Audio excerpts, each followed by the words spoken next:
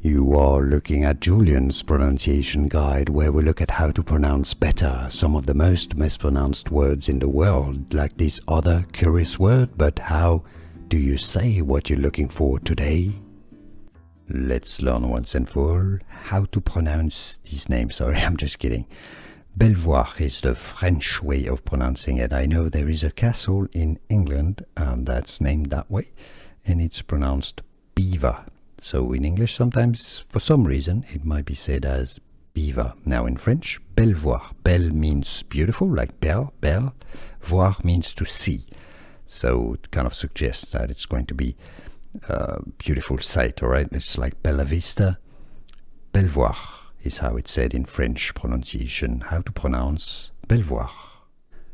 Here are more videos on how to pronounce more confusing words and names too many mispronounced. Like this video if you found it useful. I appreciate your support. I'll see you soon and thanks for watching.